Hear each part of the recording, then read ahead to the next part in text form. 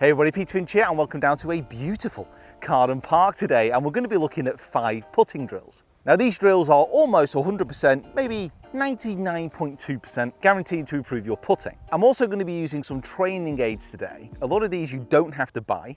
You can make modifications with tees and some other implements, which you can pretty much get for free. So please be aware, even though I am using these training aids, you can do most of this for free. So hit the like button if you enjoy what you're seeing within this video, but also if you haven't already, hit that subscribe button. It really helps the channel out. And of course, if you want to see more coaching content, hit that bell icon so you're all notified when I post a video. Okie dokie, drill number 1. Now something I would love you to do is to get down into those comments and let us know which one of these 5 drills that you like the best. But also get down there and let us know your favorite drills and training aids of all time. Remember, if we share, we will learn together. Now these particular training aids are from a company called Short Game Gains. This isn't a sponsored video, anything like that, but they've sent these through, so I thought I'd give them a go. But you can get different versions of these training aids from pretty much all over the internet. So the first drill is this string. Now this takes the place of something called a chalk line, or takes the place, is a complement to, is another version of. And the chalk line would basically go from the ball to the hole in a straight line, sitting on the green surface. But you know, many greenkeepers and many courses don't like you whacking chalk all over a putting surface. And this type of drill and training aid really does tick multiple boxes. It helps with eye alignment, so you can get your eyes very much focused over the top of the ball where I like to see them. You can also do it so your eyes are slightly inside the ball, so many pros do put like that as well. But at home, I just use a couple of kebab sticks and a piece of string, if you want it to be super cheap. So when you get set up here, you basically want the string to be dissecting the center of the golf ball. I have a line on the back of my putter, so I can line that up directly with the middle of the golf ball. And then it's just taking a look at the target, eyes on the ball, and then stroking the ball along that line. Another thing which this does subconsciously, and I think it's absolutely brilliant, is it helps square your putter up to the target. Because you can see that beautiful right angle created between the putter face and the string, when you get on the golf course, your alignment is just so much better. So research that I've carried out shows about 76% improvement in alignment, which could be a total lie. It is a total lie, but it does improve things. Using this just before you go out is a great way to help get yourself aligned, but also just getting on a green and grinding at this with block practice. It really does feel from this kind of short distance that you can't miss. If only you could take the string out on the golf course with you. What a wonderfully easy game this would be. Now, I'm just going to apologize in advance for this second drill, because this is going to cause you immense frustration, pain, possibly end up with a few snap putters. But if you can shelter yourself from the anguish which is about to fall your way, you will become a better putter. Wow, that was quite the introduction. So again, from Short Game Gains, I've got these hole reducers. Now you don't need these hole reducers. You can just use tees in front of the hole to have the same effect. Some greenkeepers actually cut smaller holes on the greens as well to help with this. But the idea is to aim small, miss small. So when you get out on the golf course, those holes just appear like they're buckets. So the first putt here with the hole at the normal size, a little bit right to left here. Oh, dropped in the edge, but that's probably a really good example.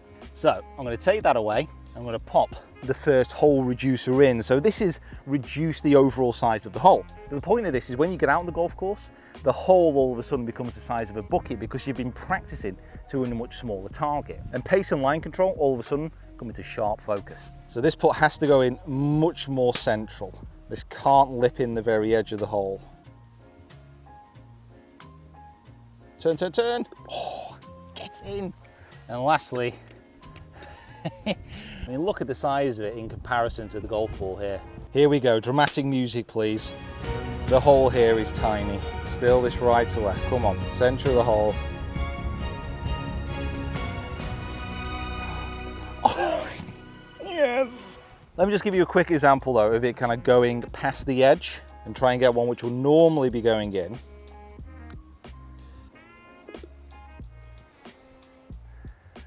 Pace. If you take no other drills away from today, do this one. This is really, really going to help. Now this next drill is using a ghost hole. Now a ghost hole, very simply, is just a disc the same size as the hole which you can lay on the green. Now you can do this on a carpet, for example, it's really useful there. But for this specific purpose, it's all about pace control, because if you hole a putt, you're not actually going to get a sense of how far that ball would actually be going past the hole if it didn't hit the hole. Lots of holes there. Pace matters more than you might think when putting, so the faster that ball is travelling at the hole, the less chance it has of going in. The actual overall cup size reduces the harder you hit the ball. I'm going to throw up a graphic here from The Lost Art of Putting, a really good book I recommend you reading. So what I'm aiming for here is to obviously hole the putt, but once it goes over the hole, I want the ball to be finishing about 18 inches past, just about there. What this is also training me to do is hole a putt with enough pace to get it past the hole rather than just dropping in the front edge. There's nothing wrong if you're dead weighting every putt, but generally, most people, they're going to struggle getting the ball to the hole. So having that target just past the hole that you're aiming for will give you more chance of actually holding the putt. I hate the saying, hate it with a passion, never up, never in, but actually, it kind of rings true, just as long as you're not bashing the ball as hard as you can at the hole. See, now that one, yes, it would have just dropped in the front left, but it's not got quite the pace that I want. And you can see as it travelled towards the hole, it was actually losing the line.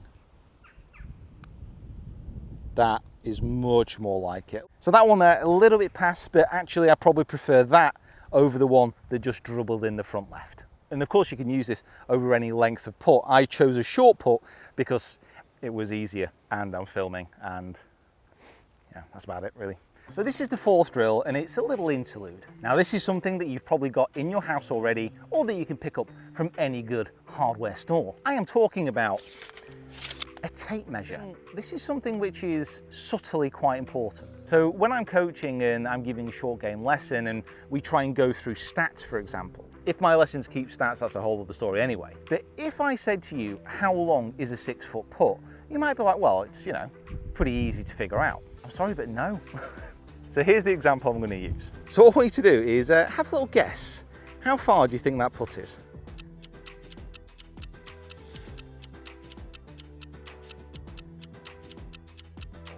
So that was 3 foot. If you guessed correctly, congratulations. But I've done this with lessons before, and what people tend to think is that 3 foot especially is much shorter than they would like to believe. I've not done any kind of statistical data on this, but I think handicap golfers are much worse putters than they actually think. So use a tape measure to really grind in your distances on the green. So I'm going to throw up some PJ stats here about the percentage of putts made from different distances. Get on the green and see how you compare. I think you might be quite surprised. Okay, this is another drill which could drive you mad. I've got this Vizio gate here. So this is Phil Kenyon, a world-renowned putting coach. This is his company and these are his design. Although again, you can just use tees. You don't need a specific gate for this. But what the gates do is all about start line. Now, pace is more important than line. We've already established that. However, you can have wonderful pace, but if you can't start the ball around where you want to, you're still not going to hold that many putts. So I've got a right to left putt here. I've aligned my ball up to try and go through the middle of the gate, and this gate is 1.5 feet in front of my ball. Right, okay, here we go. Come on, first time. Oh, break in. Oh, I've not hit it. I've not hit it. Oh.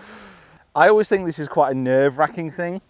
It takes real, courage isn't the right word, but it takes real patience not to look up to see if it's actually gone through the gate. So just keep your eye on the ball, target, ball, stroke, it's through, break. The holes are raised, that would have gone in. And there's a rule, if you're struggling with a drill and you find it really hard, probably do more of it. Come on, one more through.